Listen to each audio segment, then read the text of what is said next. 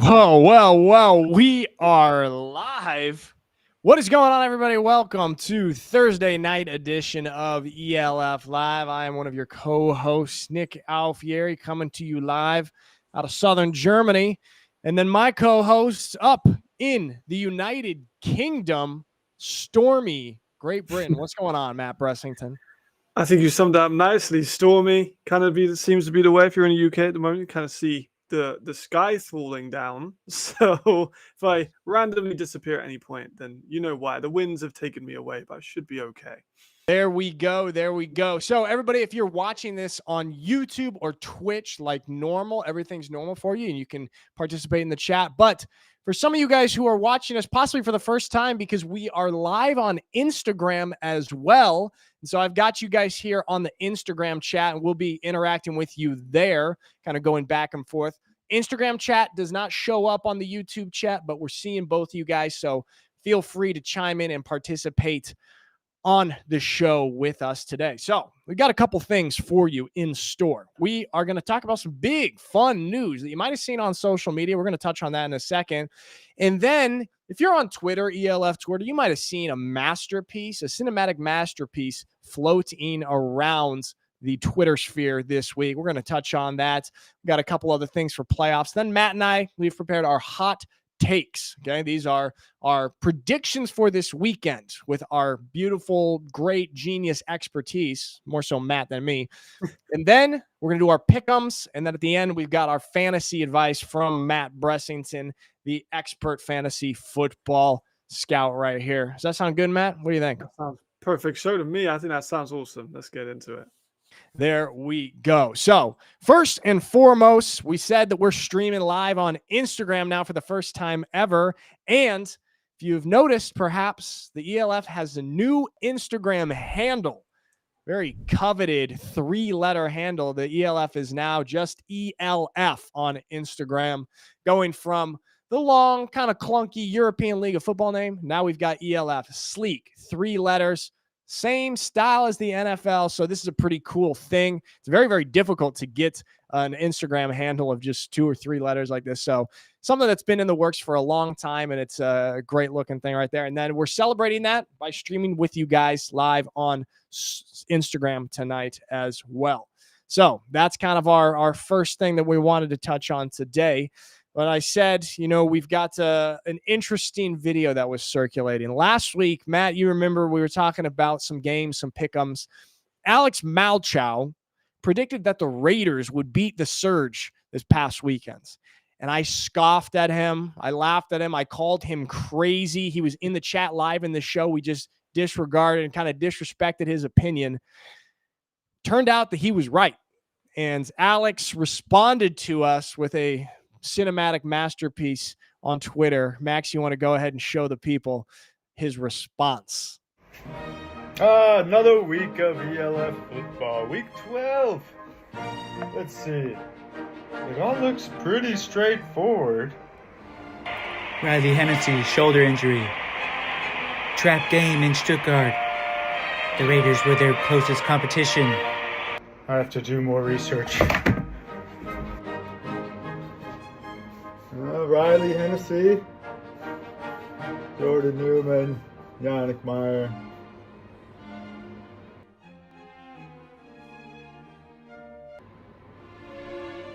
What was that? No. University of Miami? The U? Florida Speed? Can't be. The Cozy Perry.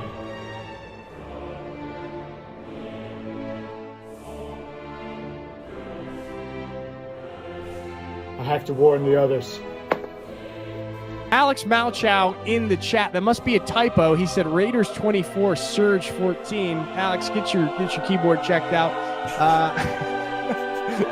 I got to take a shot at that. Trap game. Surge are the best. No way the Raiders will win. Ben Holmes isn't the MVP. The Surge have Jordan Newman. Who can doubt that it will lead to the worst disorders when minds created free by God are compelled to submit slavishly to an outside will. When we are told to deny our senses and subject them to the whim of others. In the dark days before his world collapsed, and a lifetime's work seemed perilously close to destruction, Galileo... And all credit where credit's due. Look at the time he got from the United Nations offensive line.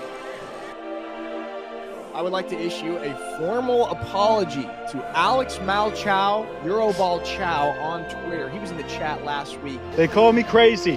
Harassed you, and we denied you, and we made fun of you. They called me insane. They said, Alex, enough nonsense. But you know what? They used to do that back in the day with Galileo. He said that the Earth revolved around the sun, not the other way around. Everyone thought he was crazy. Alex Malchow is the Galileo of European football. All truths are easy to understand once discovered. The point is to discover them. Ben VP 2024. Alex Malchow bringing the heat. Not only an expert in European League of Football, but a cinematic genius as well. Yeah, Matt. Absolute masterpiece. It brings a tear to my eye how good that was. So yeah. I'm still trying to recover from that loss last weekend. But you know, in football, they got the 24-hour rule. You're able to feel good about a win or bad about a loss for just 24 hours. Then you got to move on. And so I'm trying to move on. But here we see the playoff race. Now, we touched on it earlier in the week. We've got kind of four teams here at the cusp that are fighting to be in the playoffs. Paris Musketeers and the Madrid Bravos. They just so happen to be playing each other this week. Then the Ravens and the Raiders T-roll. Both of these teams have very significant odds to make it into the playoffs. Matt, Bravos versus Musketeers, and we're going to talk about this a little bit later in our pick'ems, but what are you thinking about this game this weekend and all the playoff implications that come with it? I think it might not be hyperbole to say this might be the most important game in either of their franchises' history. Of course, Madrid are a year old, but Paris have had all the experience of last year. None of the games stacked up to the importance of this one, especially with like being in the West. They're naturally going to score less points, better defenses out in the West. So they're going to have to, this win means so much to them. Like both teams absolutely have to win. Madrid, if they want any chance really of making the playoffs, have got to beat Paris.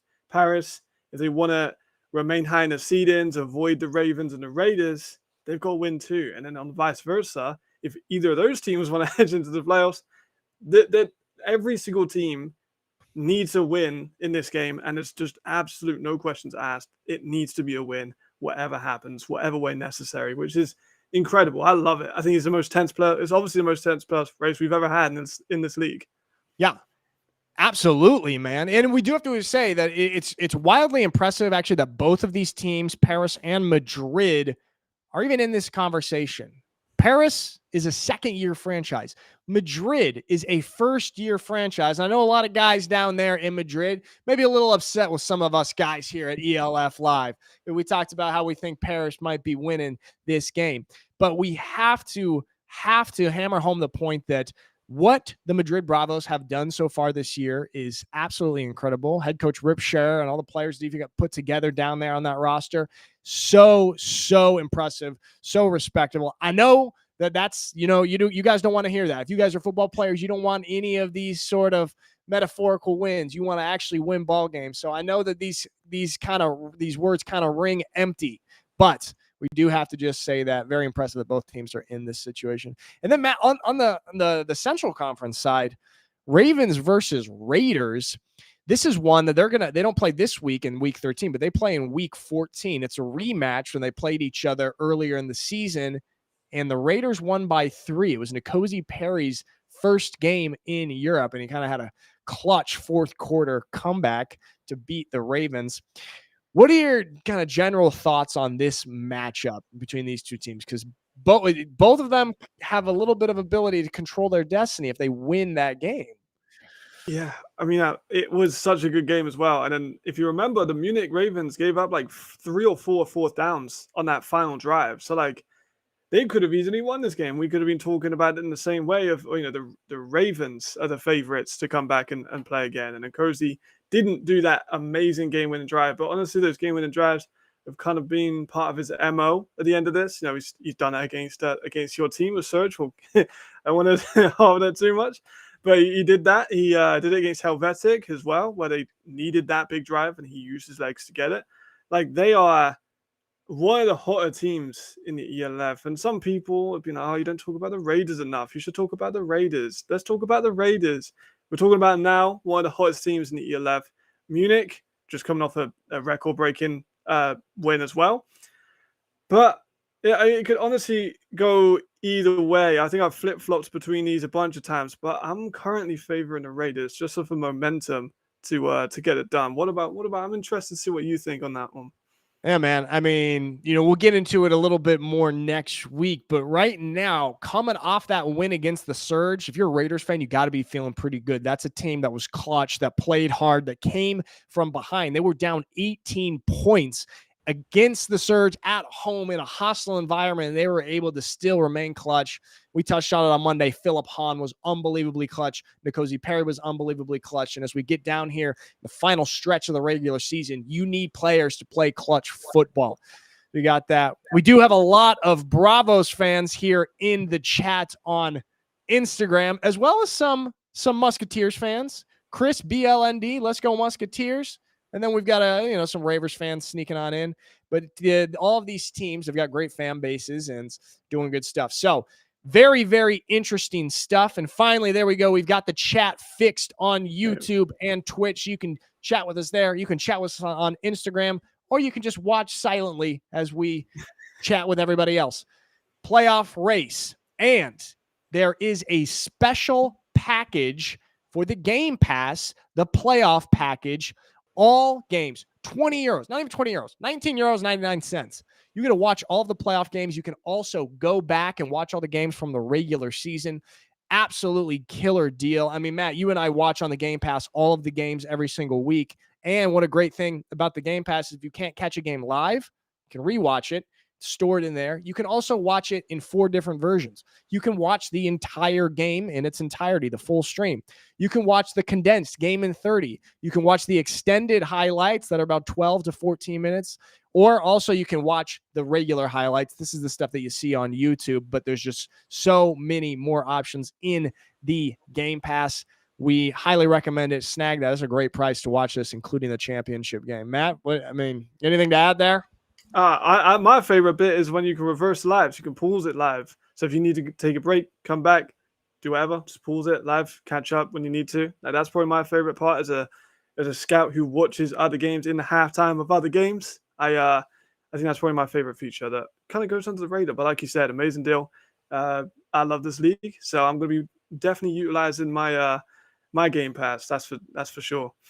There we go. And then we got some people in the Instagram chat. Tristan says, I think the Musketeers are amazing. I love having them in the league, and they have the best social media of all the teams. You mean besides the Surge, Tristan? You mean besides the Surge social media in the videos that the Surge put out? I think you do. YG Umar, how can you contact the league? Right here on ELF Live. We're talking to you right now. So there we go. Check out the Game Pass for the playoff package because Matt and I just talked about, this playoff race is going to be hot. It's going to be interesting. It's going to be dramatic, and it's going to be good football from teams all around Europe. So, Matt, we've got our hot takes section. We have been doing this now for a couple of weeks. We've been preparing some hot takes. And we do our hot takes here on Thursday, sort of predictions for what's going to happen on the weekends. And then on Monday, we revisit it and we see where we were right and where we were wrong. I am mostly wrong. You're right more often than you are wrong. But let's get on into our hot takes section. Maxi, there we have the Ninja Wood Fire Pizza Oven, which is going to deliver us our spicy, steaming hot takes. Give us the first one of Matt's. Maxi, please. Here we go. Here we go. I'll let you read it, and I'm going to go on a tirade. So here's what I'm thinking. Both of these quarterbacks are massively installed in momentum. Weed, we saw how amazing he looked against Frankfurt. Not so great against Paris. Not so great against other teams in the league. But then he has these highs and lows, dips and high rises. Fulford, exactly the same.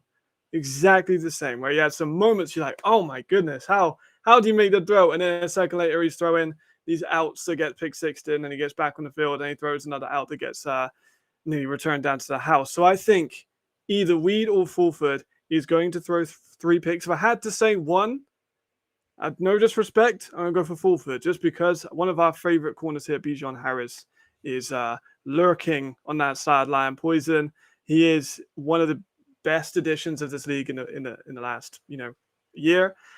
And it's going to be a rough day for one of them. And I think whoever starts that first pick is going to go kind of downhill. But I'm looking forward to seeing it happen regardless.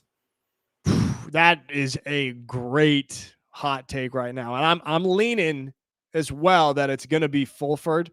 When these two teams played earlier in the season, Cologne versus Hamburg, Fulford did just that. He went 9 for 24 for less than 100 yards and threw 3 picks. I think you're safe to make this bet here. But the weird thing is Weed, man. Weed is either great or pretty rough. He's got an inconsistent up and down performances. And so it'll be interesting to see which version of Isaiah Weed shows up this weekend. I'm with you on that. I like that. I like the Fulford will throw 3 picks. There we go. There we go. All right, Maxie, fire up the next one for us. Zach Edwards will rush for over 100 yards against the Madrid Bravos. You know, Zach Edwards, one of the most prolific passers in the league, but he also gets it done on the ground. Madrid's run defense, not good. They are 14th in the league. Last time these two teams played, Zach Edwards actually ran for 90 yards on the ground. This game is at home. It has all the stakes. This is kind of for all the marbles to lock in a playoff spot. Zach Edwards is a very experienced player in this league, and I think when you have this, as a quarterback, you can kind of take things into your own hands with your legs sometimes when things break down. And in this kind of high-pressure, intense situation game, I think Edwards is going to take off a few times, and I think he's going to rush for over 100 yards. And that's not to say anything about what he's going to do through the air. What do you think of that, Matt? I like it. I think it's a good move. I mean, he's been spectacular with his feet all season. Last game, we saw him kind of rest up because the run game finally got kicking in Paris, and they were able to supplement him. I like the move. I really do. And like you said, the rush has been great. People struggle with getting Zach down in the backfield anyway. Even the best defensive lines in the league have, because he's so elusive. I like it. I think that's a very solid pickup for this hot take show. I like it. Ooh, look at that. The boys' 4th down fiasco said, hey, I just said 120 plus. Great minds think alike, apparently. Good call, fellas. You know, that's funny because when I was delivering my hot take to our producer Maxie earlier, I was thinking, should I do like 130? But I played it a little bit safe. And we'll give him 100 yards on the ground. Jaime Laja says Edwards 6 sacks against the Bravos. Well, we'll see. He is the most sacked quarterback, I believe, in ELF history. But, it kind of comes with the territory. So we've got that. Matt, what is your second hot take? My second one, and this kind of goes hand in hand with the turnovers. I like defense. I'm going to go for 3 defensive touchdowns in these games, at least spread around. I think there's a few, I've done this with the quarterbacks and they let me down. I did it with the receivers and they helped me out. So I'm currently 1-1 in these kind of predictions. I need defense to come home. If I had to give some early ones, Mitch Fettig, obviously. Raheem Wilson, obviously. Someone like Bijan Harris could go a long way. I think Marlo Shawn Franklin could. And defensive line, we've got people like Kyle Kitchens who can make amazing plays. There's just, to be honest, the whole Vienna Vikings defense. There's a ton of different avenues this could come through. And I like defensive touchdowns. It might be the most exciting thing because it's just complete the opposite of what you expect to happen from an offensive drive. Just the ball to go the other way. Seeing that defender with the ball in his hands, gripping it, like life depends on it. It's one of the best feelings in football. And I think it's going to happen at least 3 times. I love that, Matt. I love that. And I actually, for my second hot take, I went on the defensive side of the ball as well. And I got Mitch Fettig will have 2 interceptions against the Dragons. So we know the Dragons are coming off that tough 90-0 loss to the Munich Ravens. These two teams played earlier in the year, a couple of weeks ago. Surge won, I think, 71-7 or something like that. And Buechler threw 5 picks against the Surge. He threw 2 interceptions last time to Raheem Wilson. Now, I think that Buechler's going to be, trying to avoid Raheem Wilson, who's a corner. So he's going to be kind of cutting the field in half. He's going to be looking away from Raheem. Mitch Fettig, who's a safety, plays in the middle of the field. He plays center field. He's going to be able to know that. He's going to have that in the back of his mind that he's going to be able to cheat certain directions. I think Mitch Fettig is going to be able to read Buechler like a book, and he'll have 2 interceptions against the poor Dragons. What do you think of that, man? I think it's great. I think he's just a little bit below on the he's number 2, I think, tied with the interceptions for the season. So I think even he probably wants to be number 1. And what better way to do it in this game? For sure. He's actually, I just checked it today. He is tied with Luke Glenna at 5, but Luke Glenna has more return yards on his interceptions. Right. Then that puts him up, obviously. But yeah, there's a lot of guys that a couple guys at 5. Handful of guys at 4. For even Raheem, he's at 4 picks already, which is extra impressive since he came in after a few games. He hasn't been there the entire season, so he has less games under his belt and still all those picks. Okay, I like our hot takes, man. I like our hot takes. I think they're good. They're very defensively oriented, which means both defensive backgrounds. I think it makes sense. There we go.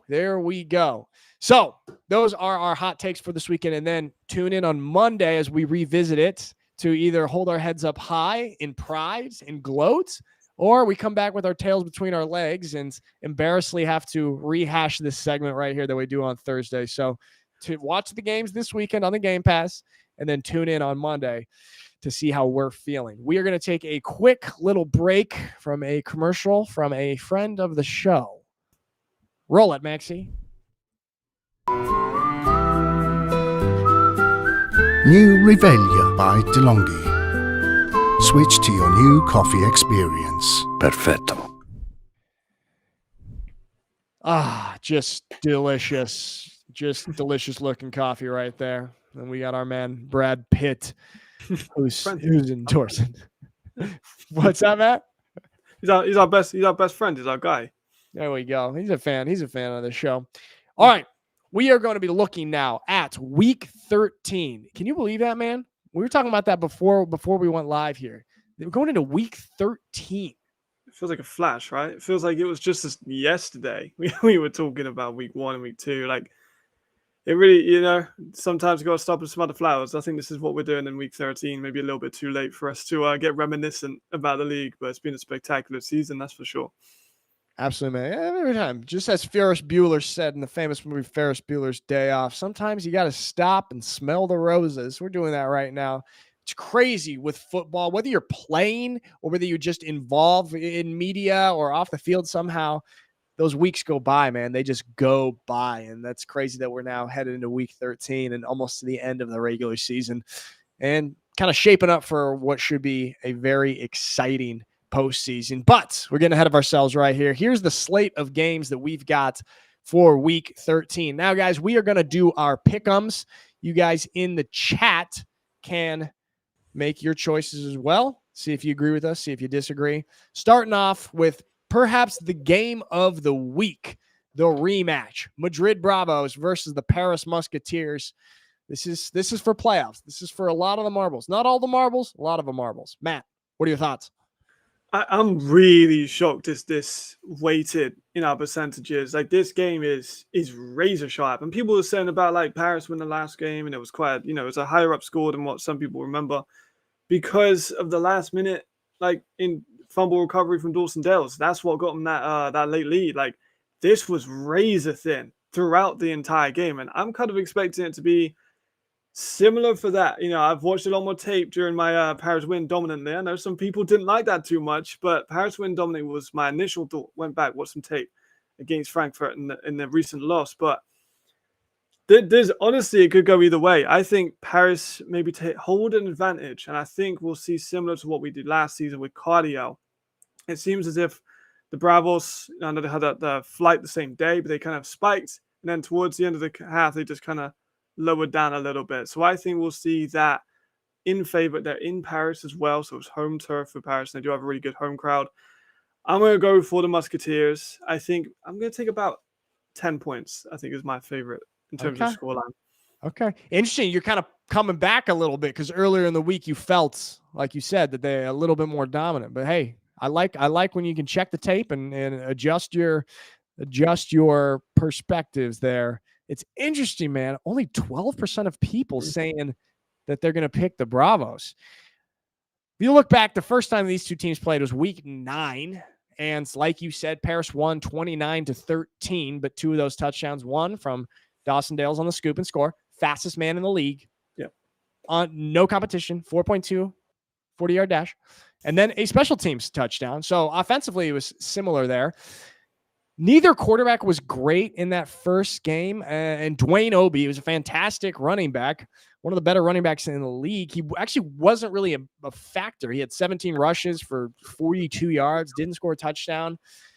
The question is he going to play this week? He didn't play last week against Frankfurt, and Madrid was hurting without him. The offense struggled to get going. And in the first matchup here, they couldn't run the ball even with Obi. How are they going to look without him if you don't even have him?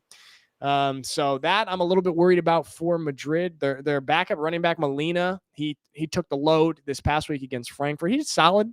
He had 80 yards. He did solid, but he's not Dwayne Obi, and I'm worried kind of either way, but especially if Obi's not playing, that they're going to struggle. And then when I take just recency bias, man, I look at the last game that both of these teams played. Madrid did not look good against Frankfurt. And Paris, they looked great last week against the Centurions. And it's interesting because if you kind of match up the Centurions and Frankfurt, their 2 opponents, both of those teams are relatively equal if you go off their last game. If you remember their last game, they played each other really close. So, of course, you never really want to do this in football. You don't want to look at, this team beat this team by this many points, so this team will win like this. You don't want to do that. I'm going to do that anyway, even though I know it's stupid.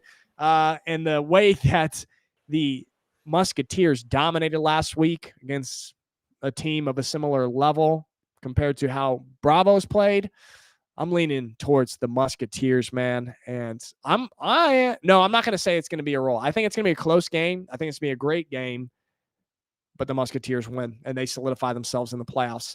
And so we're going there, but it shouldn't be 88% of people, man. No, I really shouldn't. I think that's a trap. If I'm Madrid, I'm screenshotting that and I'm using that as 12% is absurd. I think that's I can't even get my head around the reasoning. Like, I'm a little bit divided, but I went for Madrid last time, but they fell short, unfortunately. But I'm going for Paris this one, but that's close. Going to be a good one. That's going to be that's the first game we got Saturday afternoon. Going to be great. Okay, moving on to the next one. Raiders T-Roll versus the Milano Seamen. 100% of people in the known universe are picking the Raiders T-Roll. Matt, do you disagree with them?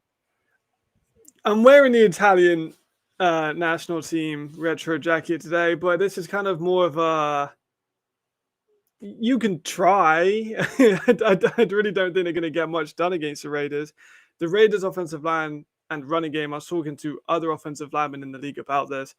They're so nasty, like, and big and burly and like mean, like in a good way, kind of mean offensive linemen. You want a little bit of that. And their rushing game is excellent. I'll get onto a little bit of that in my fantasy pickups, but they didn't even have Bonatti, their starting running back, in the game against the Surge, and they were still able to have some good run success, even on the best run defense in the league. That's got Chris Malumbo, who's amazing. We've got all these amazing Surge players we're going to talk about when they come up. Milan don't have that. Milan have got worse D-line, worse linebacker core, worse defensive back core, worse defense overall than the Surge. I think Zach Blair is going to have to put in a ton of work, and then as soon as they do that, they can put it within Cozy, and he's been improving quite gradually throughout the year in terms of his passing. Han was, like you said, electric. Sweeten, I've said, is one of my favorite new additions just for his explosive and electric ability off the ball and in the run game and everything like that. That defense as well. And Milan's offense has been quite turnover prone all year, even with the quarterback change, even with the running back change. They've struggled offensively, no question about it. And I think that Devin Taylor, we talked about a little bit at the end of last show, I think he's going to have a big game. He really held guard down with yards and touchdowns and touches. Flores Calderon is the only receiver on that call that can really do damage because they don't have an American. And I think that's going to be the big one. They're not going to be able to force the ball to JFC because Devin Taylor's going to be there. They're not going to be able to stop this Raiders run. I think this one should be a blowout, but it's football, and you never really know. You never really know. And Marcus, sorry, man, I didn't see your chat earlier. You said want to do a crazy pill again, Nick, and pick the Bravos with me. I'm sorry, I can't do it. I've been getting crazy, Marcus, and I've been trying to pick some crazy picks, and I gotta relax on the crazy pills. So I'm sorry. Yeah, I mean, these two teams played, I think it was week 1. Raiders won 32-0 and very easily. And that was in Milan, I believe.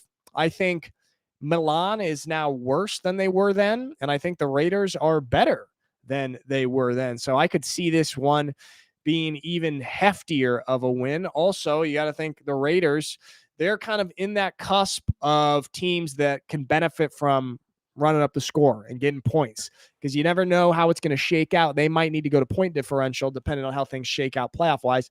Interesting thing, Sweeting was a bit injured against the Surge last week. Came out of the game, looked like he had a calf injury. He came back in, but you could tell he was injured. I wonder if they might possibly rest him this week, because the following week is the biggest game of the year for them against the Ravens to try to get into the playoffs. So I'm not sure. But that was just kind of an interesting point. I'm going with you, man. I'm with the 100% of Peeper. We are going with the Raiders. Okay. People on Instagram, hey, go ahead and take your picks on here. Type it on into the chat, guys. We can see your stuff right here. And give us your thoughts. And we'll get you included in the show. Okay, you Instagram people? So feel free to type on in. All right, next one.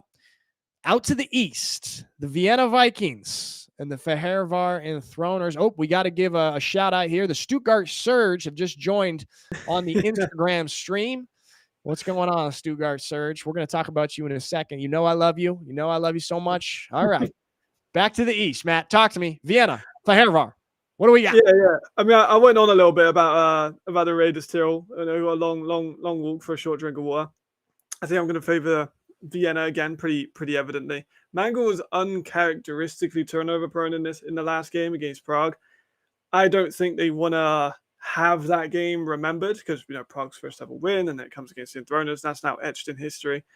However, I think the Vienna just have too much. They've got so many weapons, and of course Alex Malchow, who we all laughed at a little bit, is said Ben VP, and maybe he'll be running that too come the end of the season. He's had a phenomenal year. They've got Noah Torre, who's excellent, one of the best additions of that team that's really brought in, because they lost Redeem, and now they've got him in, and it's been a massive revelation. Of course, Reese Horn. I think this is an interesting one. I think he's going to have a big game. We'll talk about that as well or later, because he's at top of the league leaderboards in terms of yards. I think he's going to want to treat a bit of a distance for himself, but Vienna, I think, should win this quite comfortably. There we go. And just returning to the chat here, the boys, fourth down fiasco said, do you think Nick loves the Surge? I have no idea what would make you think that. Just no evidence of that at all, so I cannot comment to that. They also say Horn's going to go for 203 touchdowns. That is not a bad prediction at all. Viking CG24 says Vienna can't really rest starters, or they risk getting out of the loop with all the bye weeks. That is a good point, and that's one of the difficult things when you're not having so much strength of schedule, when you've got games like this. What is the balance of resting starters and keeping guys in rhythm? Then John, what's going on? Johnny says, was hoping to get the Alfieri bump for the locker room motivation. Sorry, John. We gave all the motivation to Madrid. I got nothing but nice things to say about Paris. I know that's not going to help you guys at all this week. If you want, I can send you a video privately bashing the squad just for motivational purposes, but they're going to be empty words, because I'm a big fan of the Musketeers, unfortunately or fortunately. And I got nothing to add on that. I'm with you. Vienna is going to roll. Reese Horn, Ben VP, probably going to look great. We'll see if Alex Malchow feels inspired enough to make another Twitter video, because the world is better when he does that. Agreed. So, moving back to the Central Conference, a game that I have the great privilege of broadcasting Saturday night, Munich Ravens versus the Helvetic Mercenaries. Matt, give us your expertise here. Here we are. I think this is an opportunity. I've got a feeling that Helvetic are going to try and force the ball on Spiller on this one. He is mighty close to 1,000 yards, and honestly, might even be in the homegrown of the year conversation. That being said, Munich need this win. We've been through the whole playoff picture and their schedule, which I think is a little bit, sometimes because the different teams and they're much different last year than they are to this year. So strength of schedule wasn't necessarily a factor for me to go off of. However, they do have an easy strength of schedule. And I think in this game, they're going to need to, they've got points scored.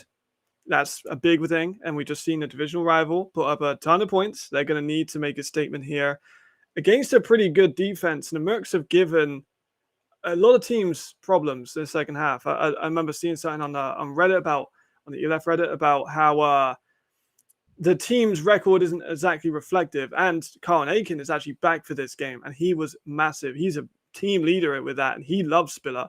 He had a great connection with the receivers, and the offensive line has improved with those sign-ins. I like it, but I do still think Munich are going to win. But I do generally think the Mercs will get a few points on the board here with this underdog mentality they seem to have embraced over the last couple of weeks. Yeah, I like that, man. Of course, anytime we talk about Helvetic, Jamal, an athlete's form, he's somehow able to pop up in there. He's got that Helvetic mercenary radar. Yeah, man. I mean, the Ravens are on a hot streak. They've won 5 in a row, like very, very comfortably, just as we thought that they would. They haven't really been challenged since week 5 against the Surge, which they lost, and week 4 against the Raiders, which they lost. But in this 5-game streak where they've kind of been dominating teams, the Mercenaries were the team that played them the closest. And as you guys in the chat are saying, as you said, Matt, Carlton Aiken is back this week. And he's kind of the heart and soul of that mercenary squad and that mercenaries offense. I think that it's still going to be a comfortable win for the Ravens, but the mercenaries are going to show us some flash of some stuff that gets us excited, and guys like Jamal and mercenaries fans excited. But I'm going with the Ravens with you on that one. All right. This next one, I'm not sure. I don't know if the split should be so large. You got the Frankfurt Galaxy and the Wrocław Panthers. These two guys faced each other earlier in the season. What do you think about this matchup, Matt? See, on my own video that I'm going to put out today, I picked the Galaxy to win a close one. However, now that I'm thinking about it, I might go for a bit of a hot take on this one. I like going against the grain sometimes when it comes to these picks. And I loved that last game against Berlin. They had opportunities to win it. Unfortunately, didn't pan out that way. But that running game is they can't stop it. Like it's phenomenal, this run game. It seems to be coming back from the first couple of weeks. We're saying how good they were. They slumped. They lost a couple of games. Now we might be seeing a bit of a trend. I know they've lost quarterback issues, and they've got Norwood in, who isn't a natural quarterback. He is a receiver in college. But this is a fun team. Like you saw some of those magical plays they are pulling off to get into overtime. And I kind of have a feeling. So we saw Galaxy. They struggled with the power run of Glenn Tonga and whatnot during the Fire games. They kind of struggled with Zach Edwards when it comes to more mobile quarterbacks. You have a mobile quarterback. You have a really good power run system. I'm gonna do it. I'm gonna go for Wrocław. This is very. There we go, man. Okay, this is difficult, but they've got average score, which is above of that of their opponents.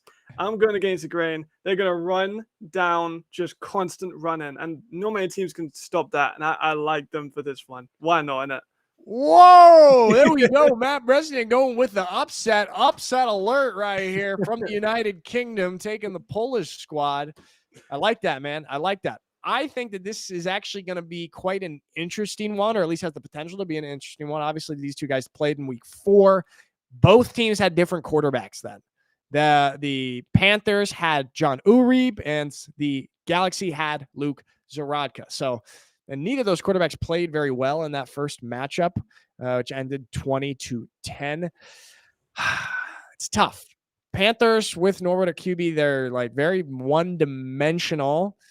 Whereas Frankfurt's quarterback, Matthew McKay, he himself is two-dimensional. He himself has more dimensions than the entire Panthers offense. I loved what I saw from Matthew McKay last week. I think that's his true ability and that's his true potential. But I also really respected what the Panthers did last week, man, in that the triple or quadruple overtime game against Berlin. They played hard, and even though they have these quarterback issues, they do make it work. They run the hell out of the ball. But I'm just too much of a fan of Matthew McKay and his ability, and I'm going to go with the Frankfurt Galaxy, who are going to be finishing out the rest of this season very strong and living up to the potential we know they had all year. Give me the Galaxy. That's good, Matt. We're split on one. We are. I'm going a little bit controversial. I know some people are going to absolutely hate it, but we got to spice things up a little bit, you know? You got to do it every once in a while. Hey, I've been doing that. I've been getting burned on all of those. So we'll see. All right, here we go. Stuttgart Surge versus the Barcelona Dragons. We've got 2% of people saying that the Barcelona Dragons are going to win. Do you sense an upset, Matt? Come on. I mean, to be honest, I'm kind of more upset that 2% more people think Barcelona are going to win than Milano. I think if I was Milano, I'd be pretty annoyed about that. I don't really see much of an upset coming in here. I'm going to go with the Surge. And I said on my own video, I feel real bad for the Dragons because they're going to have everything taken out on them by the Surge. Surge are going to be angry. They've just lost an undefeated season. They may even drop in seed-ins depending on how everything sorts out within the league. They're going to be angry. I think the Dragons don't have enough to stop it.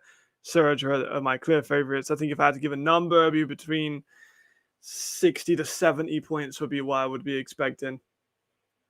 I like that. Hey, I got nothing else to say about that. I'm going to go here actually to TTT Tillman in the Instagram chat, hitting us with a little negativity. And T. Tillman, here, go ahead and listen up here. T. Tillman says, this league is dead. I'm sorry, but the scores this season, ... T. Tillman, what about the scores last week of the 3 fantastic, phenomenal games? Look at the game. The Raiders versus the Stuttgart Surge. The triple overtime game, Panthers versus the Thunder. Do we want to be the type of people that just focus on the negativity? Of course, there are some blowouts in this early development of the league, but there are also phenomenal football games being played every single week in this league. If you want to focus on kind of the wide score spread games, well, that's your prerogative. You can choose to do so, or you can kind of focus on what we're building here with the European League of Football and the opportunity that all these players, these coaches, and these fans are getting by being involved in a European-wide league that, sometimes has some boring games, but oftentimes has some great games, and it is trending in the right direction. We're getting ready here for a couple great games this weekend, a couple great games in Week 14, and a playoff that is going to be thrilling. So, T. Tillman, I understand that you have a little bit of frustration there. I would encourage you to kind of not focus on the negative side of things and be open to something building and something growing, which is exactly what we're doing here. And all you guys in the chat who are fans of the European League of Football, this is what makes it kind of trend in the right direction. You guys who are part of this community. So, T. Tillman, I just got to give you that a little bit. You can choose to focus on what you want to focus on, but we're here to talk about good football. What do you think of that, Matt? I love it. I was about to mention about the Broncos scoreline 70-20 against the Dolphins. This stuff happens at a professional level. Not every game is going to be a nail biter. That's just the reality of the game we love. And I think the scorelines and the storylines they're amazing in this league. And like we've said before, it's such a personal league. Like me and you both know people. You can message some of your favorite stars in the league and they'll probably respond. Like, it's a great league and we love all these guys and the stuff that they're putting their bodies on the line for us ultimately. And that's what I wanted to hammer home of the scorelines are bad, but these guys are putting it on a show, a spectacle for us to enjoy just because they love the game. 100%, man. And not to harp on this person, but, if somebody, sees a score like the Barcelona one from last week, of course, they're going to be commenting on Instagram, oh, this league is dead. But then when they post a score from the Raiders to Surge game or the Berlin Thunder versus the Wrocław Panther game, nothing to say because it doesn't fit the narrative. So that's what it is right there. It is a narrative. And do people not watch college football? Have you seen some of the scores in college football? We're just getting started here in the ELF, guys, and we're excited about what's happening, and we got some good games this weekend. So there we go. There's the rant. Matt, sometimes I got a rant just bottled up inside of me, and I'll see something that'll just set me off. But I'm passionate about European football. Woo! All right. Speaking of good games, this next one, yes, Western Conference showdown, Cologne Centurions versus the Hamburg Sea Devils. This, I think, has the potential to be interesting. I know this was the subject of one of your hot takes. Matt, what are your thoughts on this?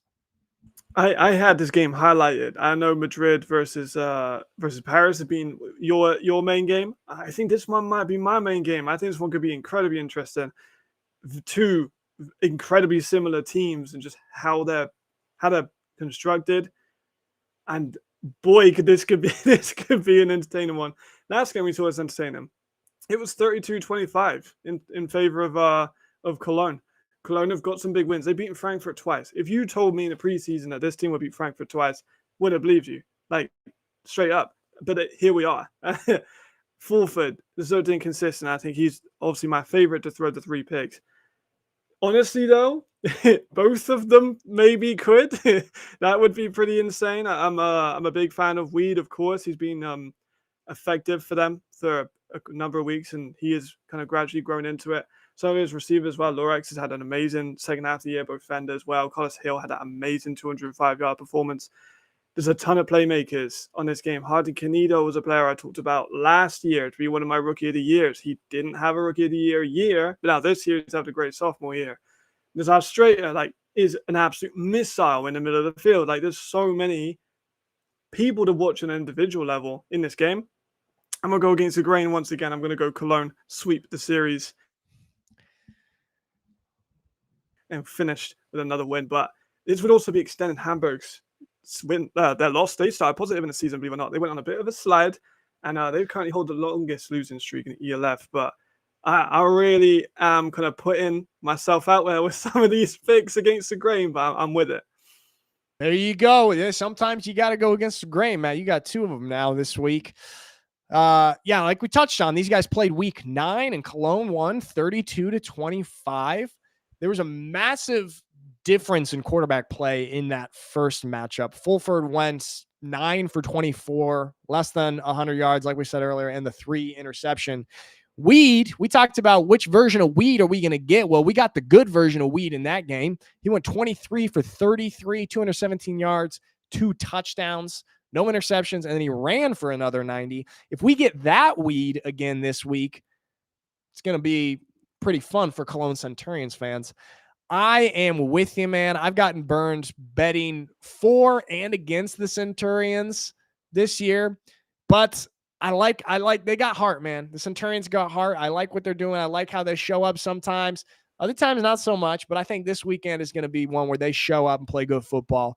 I'm going with you. Against the grain, we're in the minority. Give me the Cologne Centurions, Maxie. Oh, yeah. Hell yeah. Love it. There we go. There. Now, the final game that we've got, the Rhine Fire reigning champions, quarterback by the one and only Dart, Jadrian Clark, playing the Berlin Thunder with Jacob Sullivan at the helm. Matt Bressington, give me your expertise on this matchup. I've just looked at those percentages. I know we had this in a pre-show, but I did not take much look at those percentages and who thought they were going to win this game. That's wild to me. If people don't remember the last game where it was super close, this is not an easy game. Don't let the percentages fool you. This is close. We've seen Berlin win in the last game that they played against Vorstav, but Rhine Fire, man, I love the Rhine Fire. This one ain't going to be an easy game for them. Of course not. No easy games when it comes to Berlin because they have such a dynamic scoring team. The big question is, are they going to turn up in the second half? That's been a question for ever, really. But 27-24 was the last score. This is an incredibly close game. I'm not sure if Berlin can show up in the second half. This has been the thing all year, and they did it a little bit better against Wrocław, and they did it weirdly where they didn't turn up in the first and then turned up in the second against Paris. They have to limit those scoring bursts. That's what it is. So you get a second or third quarter where they score 20 points, that might be out of it. Same time, you got Glenn. He was kind of like a superhero at the moment. He's got nearly 30 touchdowns in the league this year. You got Jadrian, who is a former MVP. You've got a ton of talent in that defense. I am going to go for Ryan. However, I do not think that 94 to 6% is an accurate split at all. Yeah, that split is not giving enough respect to the Berlin Thunder. I mean, this is a team we've seen play all of these elite teams to the end and be leading them in the fourth quarter. Vienna, Rhein Fire, Paris, coming back on Paris, scoring 27 straight points in the second half to make it a one-score ball game last time they played them. Berlin has the ability to strike and score points. The first time that they played was kind of in the Rhein Fire slump, right? So they won Fire won 27 to 24. But the Rhein Fire in that slump, they also lost to the Bravos. They beat the Paris Musketeers, but I think just by 5. It was 19 to 14 or so. So that was kind of their slump. Now, Rhein Fire's out of their slump, and they're replaying these teams. They replayed the Bravos. They kind of smacked them around. They replayed the Paris Musketeers. They kind of smacked them around. And if that pattern is to hold true, one would expect that in replaying the Berlin Thunder, they might smack them around this time around. But I'm kind of with you, man. I think that this could actually be interesting. I think it could be a fun one. We got 2 great quarterbacks, 2 of the most experienced quarterbacks in this league, both very, very talented, very respected around the league, and both can put up points. I think we might have a shootout a little bit, but I think the Rhein Fire end up pulling away and winning by a reasonably comfortable score. But I think it'll be a fun one to watch. Absolutely. And Jadrian's 1 pass away from 1,000 passes in the ELF. So I just want to shout out my boy Jadrian. That's a pretty good accomplishment. There we go. Jadrian Clark. All right. So let's take a look here at the chat. All right, we got some questions in the chat. How could this happen? Nightwing 27. How could this happen? Even if they lose, they'll be the conference winner. Let's see. Uzi. Rhein Fire is so sure about featuring a home game in the playoffs. An upset would be hilarious. Go Thunder. Yeah, guys. So here's the situation with the playoffs. Maxi, maybe if you have the graphic, you can pop it on up there. Might take a second. So the playoff situation, it still has 2 weeks to play out. And some people were kind of confused about how certain things happen. How did the Raiders beat the Surge this weekend and then drop out of playoff contention? Just has to do with not all the teams having played the equal amount of games yet. Right now, this playoff picture is by your number of wins. Certain teams that have had byes or still have 2 games to play, for example, the Raiders, it's not fully representative. So we can't get a full accurate picture until after week 14. So that's sort of the answer, the question of why the Raiders won a game and then fell out of playoff contention. You keep an eye, though, on some of those spots there. The Stuttgart Surge very well have the opportunity to get back into the number 2 seed, currently where the Rhein Fire are. The Fire only have 1 more game left. Stuttgart Surge have 2. And if they end up at 11-1, but have the point differential, which is very likely they will have as they play Barcelona this weekend and then Helvetic the following weekend. No offense to these squads, but the Stuttgart Surge will probably be able to extend that point differential a little bit. So that's a very possible situation that we go. What do we got in the chat? Maxie says bandwagon chat. Okay, what do we got? What's going on, Maxie? Bandwagon? Oh, here we go. Ooh. There we go. Okay, now I know what you're saying. Guys, if you had the chance to hop on a bandwagon for one of these teams, who are we picking? Matt, which squad are you hopping on the bandwagon of? Yeah, I've always said death taxes and don't bet against Rhein Fire. That's still my feeling on it. I said at the start of the year they're going to go undefeated again and win the championship. Hasn't necessarily worked out that way, but still only with 1 loss. I love this team. Of course, you with the Surge, it's kind of like me with the Rhein Fire, I can't lie, but they have massive advantages. They have had some injuries, of course, throughout the year, but I love them, and they're so battle tested. Like that Western Conference is evil. Teams in the East and the Central, they don't have as much let's say battle wounds as the Ryan Fire do. And I think come playoff time, that experience, that grit, they've been losing these games. They've come back and they've won. I think in a couple games they were down by halftime and they ended up winning in the fourth quarter only. I think Paris, they were losing other than like 2 minutes of the last quarter. So this team's experienced. It's got championship pedigree, as we know. It's got potentially 2 MVPs in the backfield. I still am gonna jump on the Ryan Fire. The Ryan Fire bandwagon. There we go. And Jamal says in the chat that you've been on the Fire though, so it's not necessarily jumping on the bandwagon. Interesting. Jamal also says Raiders. He's gonna jump on the Raiders bandwagon. Ulti says that's easy. Go Surge. I love that. All right, hold on. I'm gonna try and set aside my bias here for a little bit because you guys know that I'm not on the bandwagon. I've been on the wagon with the Surge, and that's my squad. All right, let's pretend that I'm not allowed to jump on that bandwagon, okay? Let's pretend for a second, Matt. Who am I going to jump on? And I know John McCain, one of the owners of the Paris Musketeers, was in the chat earlier asking to give bulletin board material, talk badly about the Musketeers to give him motivation. Unfortunately, I'm actually I'm leaning to jump on the bandwagon, the Paris Musketeers bandwagon. This is just, man, I know when they played the Ryan Fire the second time, they got smacked around. I know that. Something about them. Something about the Paris Musketeers, man. I think that they could surprise some people in the playoffs. I think that they at least win, depending on how it shakes up. I think they at least go to the semifinals, and then we'll see what kind of the semis in the championship game look like. So that's kind of what I'm leaning towards. You felt like you were a big Paris guy earlier in the season, Matt. Maybe still a little bit less so. Oh, you still are. I still am. Me and Zach have the same birthday, so I got an allegiance to that.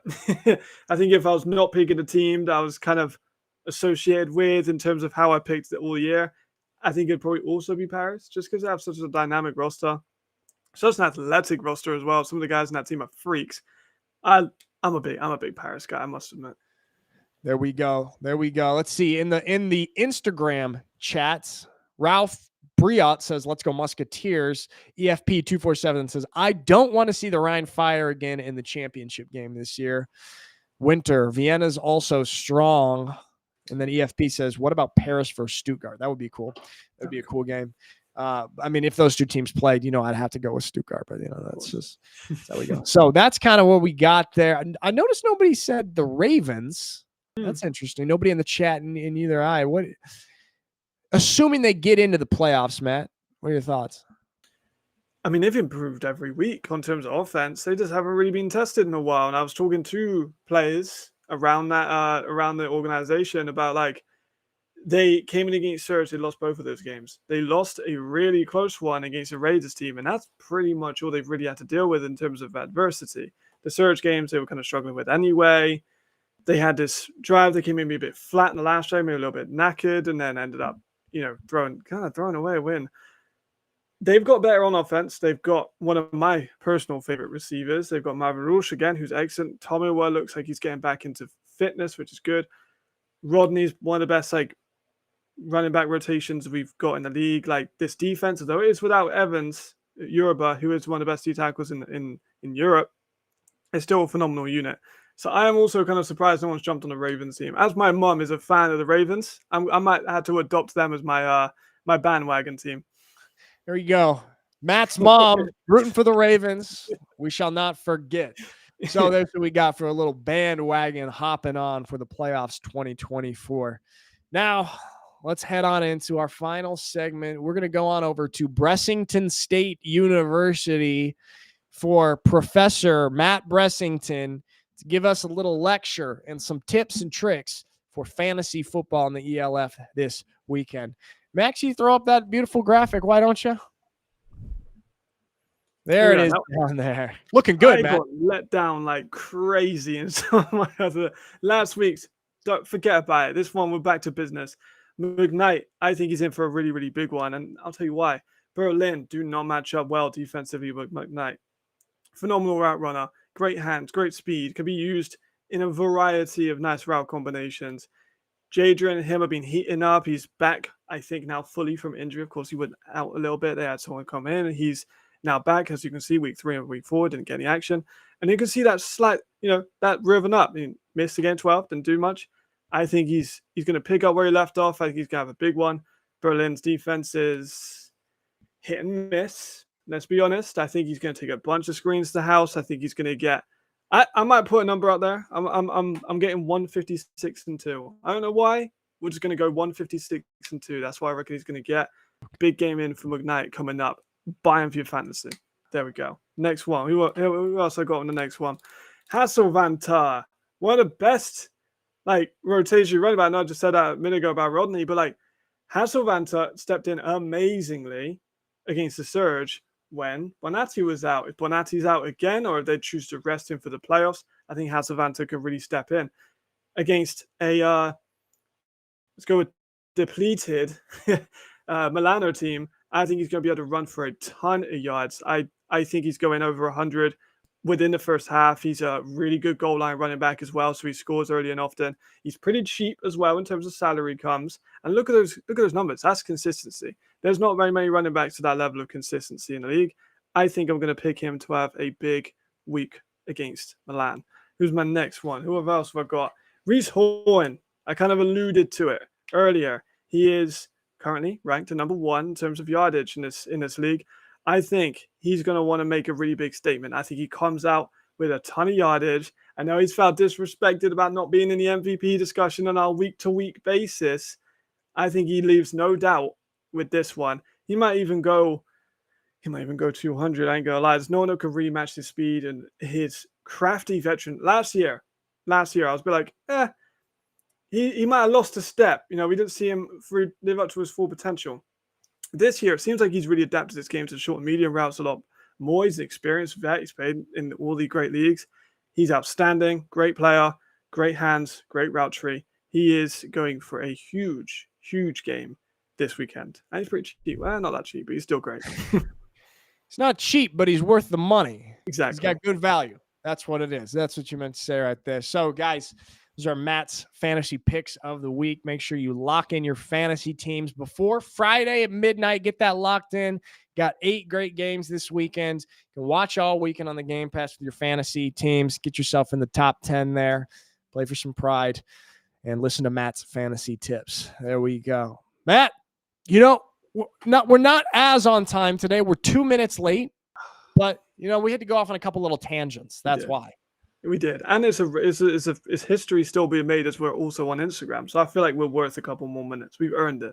Exactly. Yeah, that's very, very true. We got to do the Instagram stuff too on there. So that kind of threw us off our perfect timing. We're still pretty good right there. And there we have it, guys. That is our show for Thursday night, headed into week 13. Thanks everyone for joining us on the chat, whether it's on YouTube or Twitch or even on Instagram now. And that's a fun little wrinkle that we've got in there. Fun to have you guys on there. Matt, always a pleasure talking ELF football with you, man. Naturally, with dynamic duo, man. Always a good time. So check out some games this weekend, and we'll see you on Monday. Later, everybody. Cheer up.